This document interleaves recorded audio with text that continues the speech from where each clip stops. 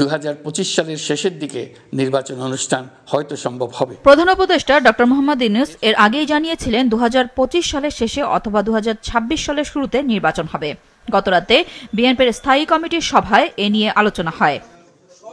সকালে গুলশানে দলের চেয়ারপারসনের কার্যালয়ে সংবাদ সম্মেলনে এ নিয়ে কথা বলেন বিএনপি মহাসচিব। জানান, প্রধান উপদেষ্টার দেয়া সময়ের সাথে একমত নন তারা মনে করেন এবছরের মাঝামাঝিতেই নির্বাচন সম্ভব। আমরা মনে করি যে এখন যেহেতু আপনার নির্বাচন কমিশন গঠন হয়ে গেছে এবং আপনার মোটামুটি একটা স্টেবিলিটি এসছে আপনার গভর্নেন্সের মধ্যে, গভর্নমেন্টের মধ্যে, সেই ক্ষেত্রে এই নির্বাচন অনুষ্ঠানের জন্য আমার মনে হয় যে আপনার বোধহয় এই মাসেই বোধহয় আপনার নির্বাচন সংস্কার সংক্রান্ত যে কমিটি সেটার বোধহয় রিপোর্ট এসে যাবে, কালকেই দেবে। সুতরাং আমার মনে হয় না যে এটা আমরা আরও বিলম্বিত করার প্রয়োজন আছে, কারণ যত বিলম্ব হচ্ছে ততই রাজনৈতিক এবং অর্থনৈতিক সংকট আরও বৃদ্ধি পাচ্ছে। কারণ আমরা বারবার করে বলছি যে আসলে নির্বাচিত সরকারের কোনো বিকল্প নেই, এটা গণতন্ত্রে এটাই হচ্ছে সবচেয়ে ইম্পর্টেন্ট বিষয়।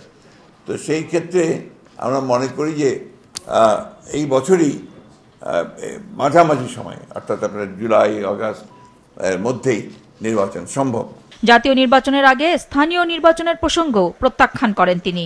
আমরা বলছি যে জাতীয় সংসদ নির্বাচনের পূর্বে স্থানীয় সরকার নির্বাচনের কোনো প্রশ্নই ওঠে না, কারণ এখন তো ফোকাসটা পুরো দেশের, পুরো জাতির হচ্ছে আপনার এই জাতীয় সংসদ নির্বাচনের উপরে, এবং ক্রাইসিসটা ওই জায়গাতেই। এরকম একটা ক্রিটিক্যাল মোমেন্টে জাতীয় সংসদ নির্বাচন ছাড়া অন্য নির্বাচন করার চিন্তাটা আসে কোত্থেকে? এটা গেল 1 নম্বর। 2 নম্বর, নির্বাচন পেছানোর চিন্তাটাই বা আসে কোত্থেকে? সাম্প্রতিককালে বিএনপি ও জামাতের মধ্যে নতুন করে প্রকাশিত দূরত্বের ব্যাপারে জানতে চাওয়া হয় বিএনপি মহাসচিবের কাছে। জামাত ইসলাম যে ইলেকশন পার্থক্য খুব বেশি আছে তো দেখি না। গত কয়েকদিন আগেও তো উনি বলেছেন যে দ্রুত ইলেকশন নির্বাচন করা দরকার, আগে জাতীয় সংসদ নির্বাচন করা দরকার। তো পার্থক্য তো দেখছি না। অন্যান্য রাজনৈতিক দলগুলোর মধ্যে আমরা এবং জামাত ইসলাম সবচেয়ে বেশি এফেক্টেড হয়েছি, আমাদের উপরে তো অত্যাচারটা সবচেয়ে বেশি হয়েছে। তা আমরা ফ্যাসিস্টদের বিচার করবো না তো কে বিচার করবে, আর যদি আমরা ক্ষমতায় আসি?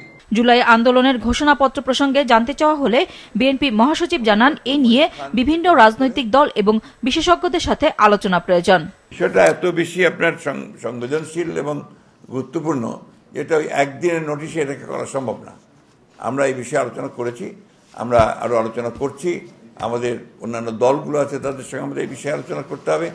শুধু তাই নয়, আপনার সংবিধান বিশেষজ্ঞ যারা আছেন তাদের সঙ্গে আমাদের কথা বলতে হবে, এই জন্য যে এই ঘোষণাপত্রের মধ্যে সংবিধানের ব্যাপারেও বহু কথা আছে যেগুলো আমাদেরকে দেখতে হবে। সম্প্রতি বাংলাদেশ ভারত সীমান্তে উত্তেজনা ইস্যুতে শক্ত অবস্থান নেয়ায় সরকারকে ধন্যবাদ জানিয়ে আওয়ামী লীগ আমলে ভারতের সাথে করা সব চুক্তি প্রকাশের দাবি জানান বিএনপি মহাসচিব। বাংলাদেশের স্বার্থের বিরুদ্ধে। নুরুন নাহার উইলি, মাছরাঙা সংবাদ, ঢাকা।